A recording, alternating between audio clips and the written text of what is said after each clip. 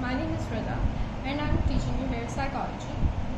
जो बुक मैं यूज़ कर रही हूँ उसका नाम है एन अप्रोच टू साइकोलॉजी। ये इंटरमीडिएट पार्ट 2 की है। राइटर का नाम रक्षंदा शहनाज है और कारवान बुक हाउस की। Let's get start. आज का टॉपिक है health psychology. Health refers to general robust and strong state of mind and body. Health क्या है कि आपका माइंड और आपकी बॉडी की स्टेट जो है वो स्ट्रॉन्ग हो। We can say that health means a coordinated functioning of different parts of body in a correct way rather than the absence of injury और डिजीज़। यानी कि आपके different body parts of body जो हैं उनकी coordinated functioning हो कि उसके अंदर एब्सेंस ऑफ इंजरी यानी कि ना ही कोई चोट हो ना ही कोई उसके अंदर डिसीज़ हो। तो ऐसी सूरत हाल को हम क्या कहते हैं? Health. Health means using one's ability fully and vigorously, being active, robust and cheerful is a sign of health. आप एक्टिव रहें, आप चीयरफुल हों और आप जोशीले हों तो ये साइन है हेल्थ का। हेल्थ कहते हैं सेहत को। Health psychology. There is a strong and well defined relation between the body and the mind. बहुत ही स्ट्रॉन्ग और वेल डिफाइंड रिलेशन है आपकी बॉडी और माइंड के दरमियान। जिस तरह फर्ज करें कि आपको खौफ, आप डर रहे हैं किसी चीज़ से, तो बाज़ औक़ात ऐसा होता है कि डर से आपकी फिंगर्स जो हैं वो कहें कि ठंडी होने लग जाती है, या आपके पेट में कह रहे हैं कि दर्द स्टार्ट हो जाता है। तो है वैसे कोई फ़िज़िकल चीज़ तो नहीं है ना खौफ, लेकिन उसका आपको फ़िज़िकल रिएक्शन मिल रहा है जिसकी वजह से हमें कहते हैं कि बॉडी और माइंड का आपस में वेल डिफाइंड रिलेशन है। Physical and psychological factor play a key role in buoyant health. Health psychology deals with such factor as are of vital importance to human health. Physical और psychological factors जो हैं आपकी health में बहुत अहम किरदार अदा करते हैं। हेल्थ साइकोलॉजी ऐसे फैक्टर्स के साथ डील करती है जो कि आपकी हेल्थ से रिलेटेड हैं। जिस तरह कि टेलर ने कहा है, the department of psychology studies the psychological effect on human health. ये डिपार्टमेंट जो है साइकोलॉजी का, ये साइकोलॉजिकल इफेक्ट पड़ता है जो कि ह्यूमन हेल्थ पे आते हैं। जिस तरह अक्सर ड्रामा में होता है कि बेटा कोई आके बताता है कि जो मैंने शादी कर लिया और बाप को हार्ट अटैक आ जाए, उसको टेंशन हुई है तो उसको क्या हुआ, फिजिकल इफेक्ट उसका हो गया कि उसको हार्ट अटैक आ गया। It tries to find out how people can remain healthy, why they fall ill and what reaction they show when they are ill। इसके अंदर आप बेसिकली ये पढ़ते हैं कि किस तरह कोई बंदा बहुत ज़्यादा यानी कि कहने के सेहतमंद रहता है और एक जब वो बीमार पड़ जाता है, क्यों बीमार पड़ता है, और जब वो बीमार पड़ता है तो उसका यानी कि किस तरह के वो रिएक्शन शो करता है। Matarazzo is of the opinion that health psychology is relatively new, but its concept dates back to ancient time। वो कहते हैं कि अगर हम हेल्थ साइकोलॉजी को देखें तो वो तो न्यू है, लेकिन अगर आप इसके कॉन्सेप्ट को देखें तो वो हज़ारों साल पुराना है। It has been that believed throughout the world in various cultures that people's mental state, behavior and health are interrelated।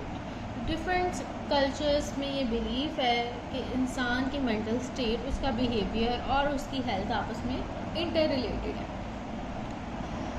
But are also maintained that health psychologists also consult other branches of psychology in order to study other behavioral and psychological factors related to health and disease।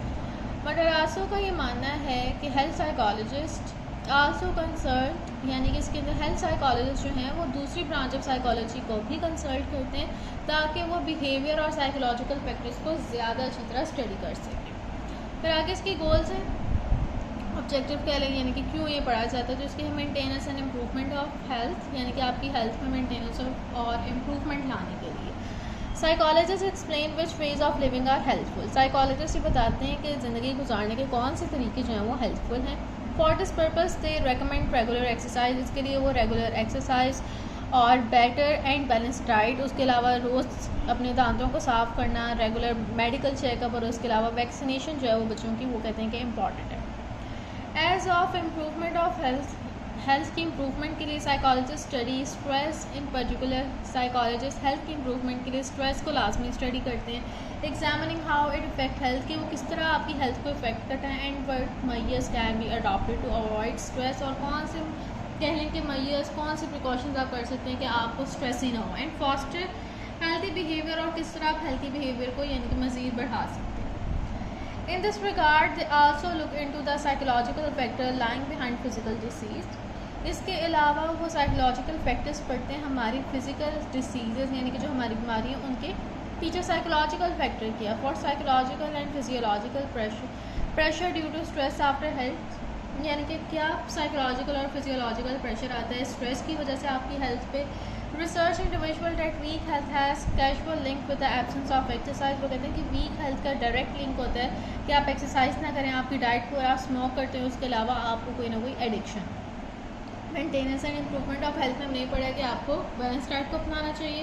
उसके अलावा stress किस तरह related है आपकी यानी कि बीमारियों से और जो फिज़िकल बीमारियां हैं उससे आपको साइकोलॉजिकली क्या क्या असर पड़ता है। और उन्होंने देखा है कि जो लोग जिनकी बैलेंस डाइट नहीं होती यानी कि पुअर डाइट होती है और उसके अलावा स्मोकिंग करते हैं, एडिक्शन होती है, उनकी ये सारी हैबिट्स जो हैं उसकी वजह से उनकी हेल्थ जो है वो वीक होती है।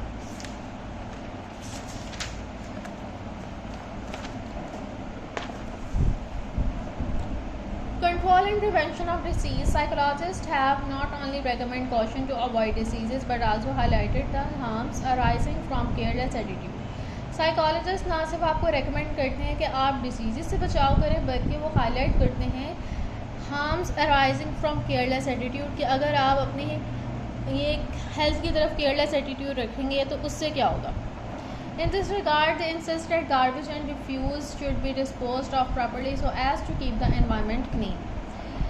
वो इंसिस्ट करते हैं कि आप गार्बेज को यानी कि उसको अच्छी तरह यानी कि डिस्पोज करें, ये ना करें कि अपनी गलियों में फेंक दें बल्कि उसको अच्छी तरह डिस्पोज करें ताकि बीमारियाँ ना फैलें। फिर आगे है dissemination of information about health. Psychologists try to change system and methodology for this purpose. Moreover, they try to convey the information about health to people through various means. Psychologists जो हैं वो सिस्टम को change करना चाहते हैं इस purpose के लिए। Moreover, they try to convey वो कन्वे करना चाहते हैं इन्फॉर्मेशन यानी कि मालूमात अबाउट हेल्थ के बारे में टू पीपल लोगों को थ्रू वेरियस मीन मुख्तलिफ ज़राए से। For example transmitting different programmes through the mass media यानी कि वो सोशल मीडिया का इस्तेमाल करके डिफरेंट प्रोग्राम्स वगैरह वो लोगों तक डिफरेंट प्रोग्राम्स के ज़रिए सोशल मीडिया के ज़रिए वो लोगों तक जो है वो अवेयरनेस पहुंचाते हैं कि हमें इस तरह करना चाहिए उस तरह करना चाहिए। उसके अलावा वो डोर टू डोर यानी कि सर्विस वगैरह में लोगों के घरों में भी जाके वो बताते हैं कि आपने ऐसे करना वैसे नहीं करना। फिर उसके बाद है preventive measures. Advising on a healthy way of life, experts ask people to fasten safety belts to prevent accident. Advising on a healthy way of life. Advising on a healthy way of life. I think so आपको अब सही नज़र आ रहा होगा ये। Advising on a healthy way of life, expert ask people to fasten safety belts to prevent accident. लोगों को एक हेल्थी वे ऑफ लाइफ की तरफ ले जाने के लिए एक्सपर्ट्स लोगों को कहते हैं कि आप जो है एक्सीडेंट से बचने के लिए बेल्ट लगा लिया करें और स्मोकिंग अवॉइड किया करें and to follow their physicians instruction और अपने फिजिशियंस की जो भी इंस्ट्रक्शन है उसको फॉलो करें।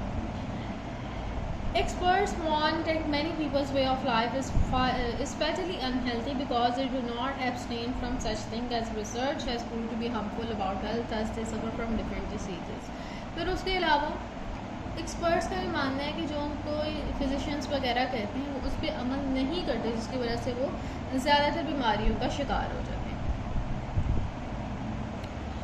अभी तक हमने हेल्थ की डेफिनेशन पढ़ी है, उसके अलावा maintenance and improvement of health, फिर उसके बाद control and prevention of disease, फिर उसके बाद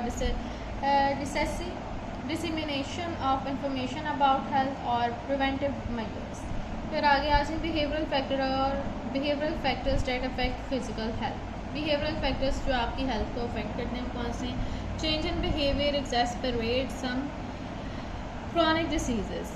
आपके बिहेवियर जो है उसके अंदर चेंज जो है वो आपके अंदर क्रॉनिक डिसीजेस लेकर आ सकते हैं। पॉजिटिव चेंज इन बिहेवियर अगर आएगा तो आप एलिवेट कर सकते हैं यानी कि डिसीजेस को निकाल सकते हैं। Bringing out behavioural changes is a lot easier.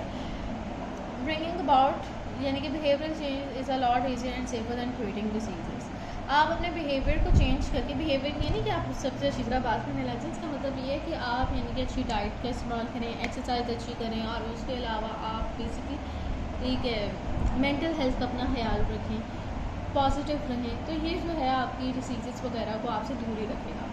Behavioural treatment is cheaper in any case, और बिहेवियरल ट्रीटमेंट जो है अगर आप अपने बिहेवियर ट्रीटमेंट की तरफ जाएँ तो वो ऑब्वियसली चीपर है और आपको पहली बीमारियों से बचा लेगा। फिर उसके बाद है psychological factor that affect physical health. Psychological factors जो कि आपकी फ़िज़िकल हेल्थ को अफेक्ट कर रहे हैं, कौन कौन से हैं देखते हैं। the aspect of prosperity and psychological health of an individual can help us to do it what physiological and psychological health। ये तो पैराग्राफ में ही लिखा हुआ है।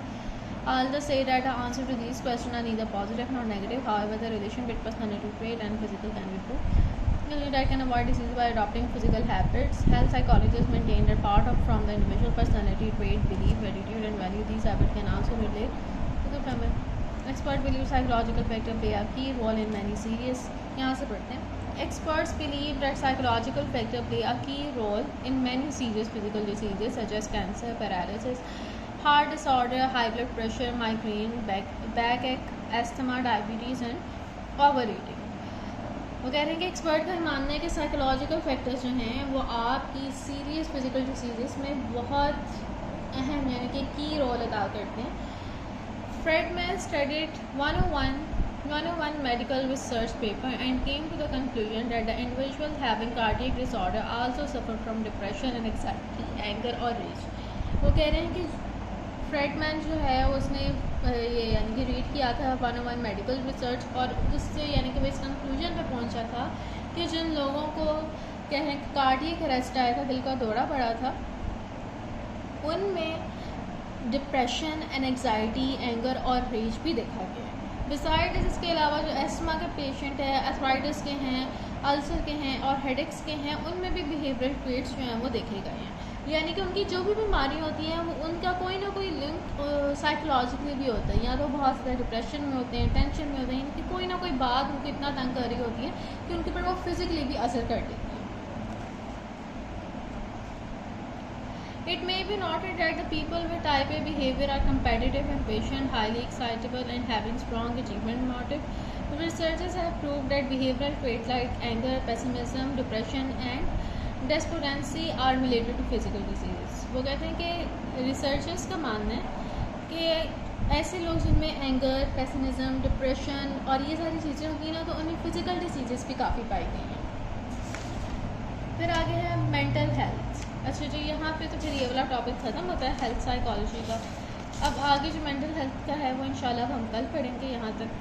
सो फ़िलहाल अभी के लिए अल्लाह हाफ़िज़। है ना, होप गाइस कि आप लोगों को समझ आया हो ये टॉपिक और काफ़ी हेल्पफुल रहा हो आप लोगों के लिए। और अगर रहा है हेल्पफुल तो अपने फ्रेंड्स के साथ शेयर करें और